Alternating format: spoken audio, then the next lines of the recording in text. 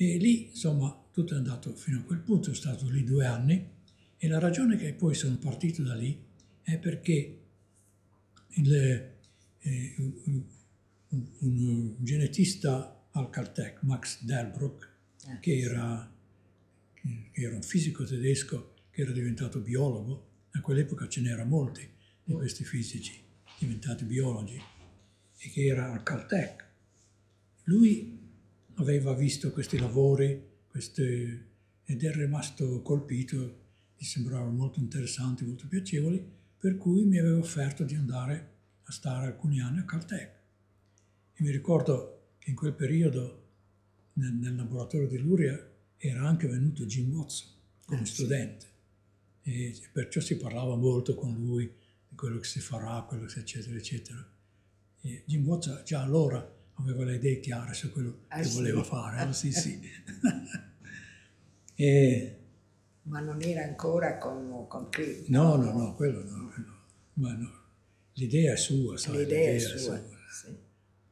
E allora mi ricordo, parlando con Jim Watson, gli dicevo di questa offerta di Max Delbruck, e se andare o no. Lui dice, sì, devi andare assolutamente, perché quella è la migliore università degli Stati Uniti per lavori di biologia, perciò devi andare, senza esitazione. Allora ho detto, vado.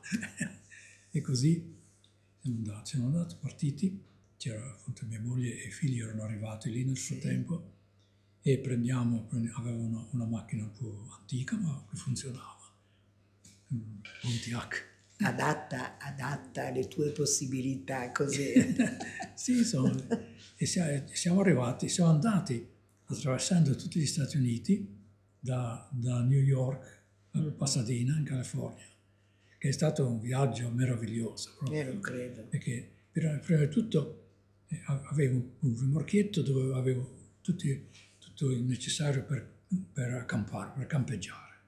Perciò avevo una piccola tenda che costruivo sul rimorchio e tutto il necessario per poter anche mangiare, per i bambini, eccetera, che erano piccoli poi. I bambini. Se la cavavano, non erano così piccoli. Si divertivano loro molto. dormivano nella macchina, noi dormivamo su questa cosa dove c'erano due lettini che avevo fatto, e andava tutto molto bene, andando attraverso il Mississippi, la ragione all'origine del Mississippi, all'Acquatasca, e poi scendendo giù, insomma. Tutti molto belli. Ricordo una notte che eravamo accampati e nelle vicinanze di questo accampamento, del campeggio, c'era una trattoria, un bar, insomma. E lì tutta la notte ho piovuto a dirotta. Proprio al mattino, quando mi sono alzato, ho visto che le ruote della macchina erano affondate nel fango, che non sarebbe.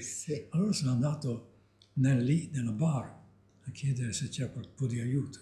4 uomini sono venuti immediatamente, sono messi lì, hanno sollevato il coso, l'hanno spostato. Gentilissimi. Siamo potuti partire di nuovo. Era gli Stati Uniti, a quell'epoca era un paese meraviglioso, dove tutti si sentivano amici, parti dello stesso scopo della vita, tutti lavoravano, volevano lavorare, insomma, era una cosa veramente fantastica.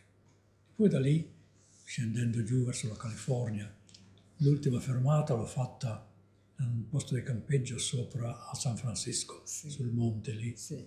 Mi ricordo che c'era